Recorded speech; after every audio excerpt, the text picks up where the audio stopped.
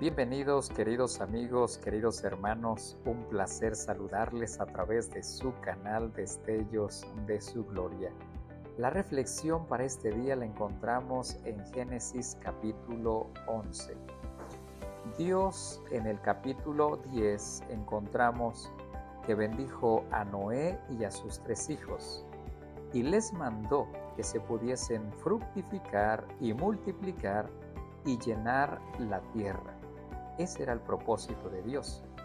Cuando vamos al capítulo 11, encontramos una actitud que va en contra de la voluntad y de la promesa que Dios le había dado al ser humano. Encontramos al ser humano yendo en contra de la misma palabra de nuestro Dios. Nota cómo dice el versículo 1.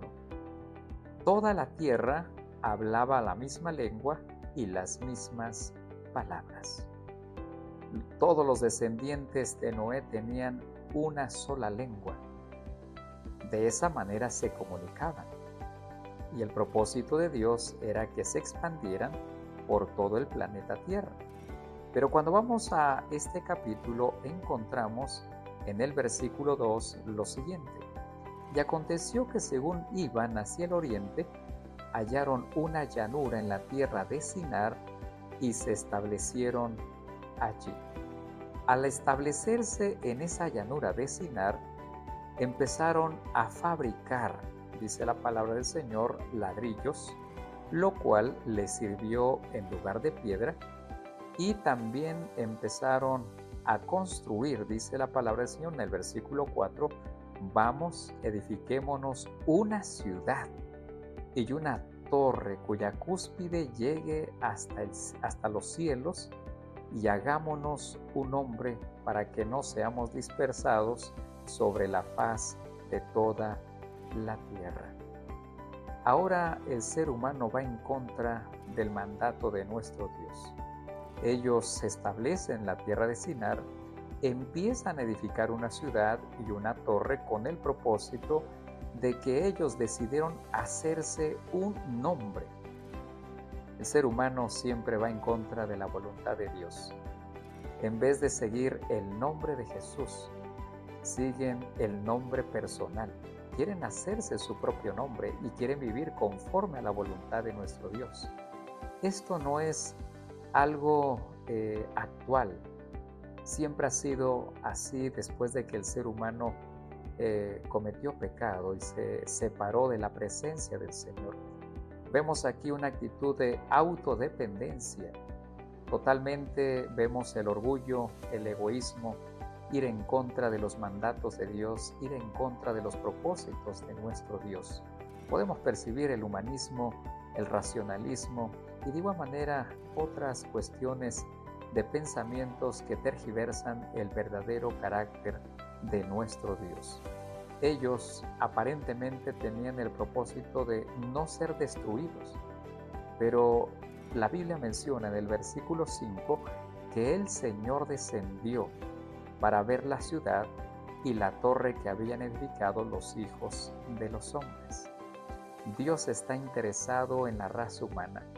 Aun cuando vamos en contra de su palabra, Él está dispuesto, pone su mirada sobre la tierra, porque le interesa la vida de cada uno de nosotros, pues desea la salvación manifestada en la vida de cada uno de nosotros. Verso 6. Y dijo el Señor, he aquí, son un solo pueblo y todos ellos tienen la misma lengua, y esto es lo que han comenzado a hacer, y ahora nada de lo que se propongan hacer les será imposible. A partir de ese momento encontramos el accionar de nuestro Dios. Él sabe que el ser humano están yendo en contra de su palabra y ahora Él actúa. En el versículo 7 dice, vamos, bajemos y allí confundamos su lengua para que nadie entienda el lenguaje del otro. Y entonces así Dios los dispersó desde allí sobre toda la faz de la tierra y dejaron de edificar la ciudad.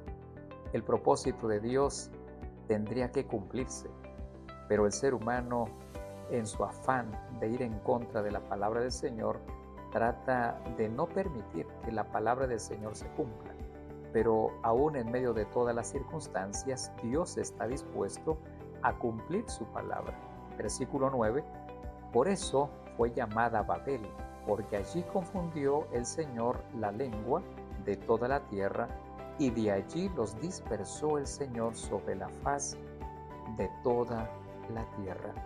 El propósito de Dios se cumple, y es por ello que entonces Dios le da al ser humano nuevas lenguas, las cuales las nuevas naciones que tenemos hasta en la actualidad son fruto de ese propósito que humanamente ellos querían establecerse en un solo lugar, pero Dios en su gran amor y en su gran misericordia los dispersó para que pudiesen cumplir con el propósito de nuestro Dios.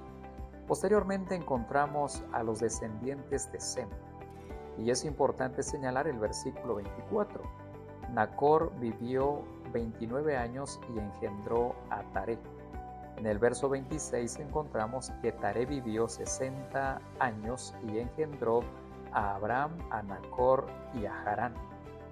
Y a partir de ahora encontramos que hay una lucha entre el bien y el mal. Después de la entrada del pecado en el jardín del Edén, hay una lucha entre el bien y el mal.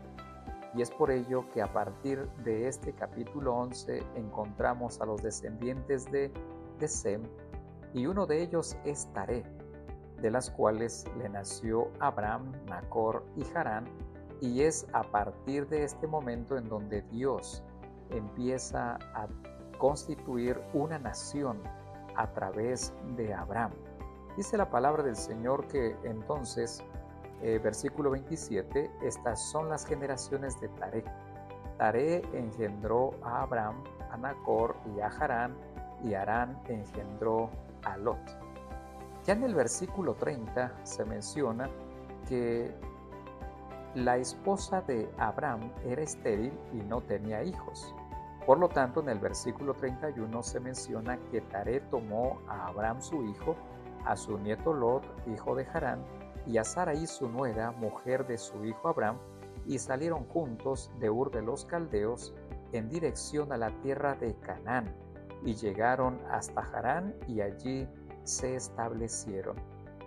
Por lo tanto, de una u otra forma sabemos que Taré, por toda la influencia política y religiosa en Ur de los Caldeos, le motivó a salir de ese lugar con el propósito de buscar una mejor ciudad, que en este caso era Canaán.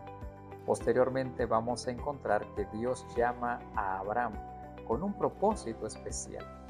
Recuerda, el propósito de Dios se habrá de cumplir, y es a través de la historia que podemos ver a través de descendientes de Sem, ahora a través de Abraham, que se habrá de cumplir el propósito de nuestro Dios. Recuerda una cosa, tú también formas parte del propósito de Dios. Espero y deseo y anhelo que también en ti se cumpla el propósito de Dios, de tal forma que pueda ser un destello de la gloria de nuestro Dios. Que el Señor te bendiga.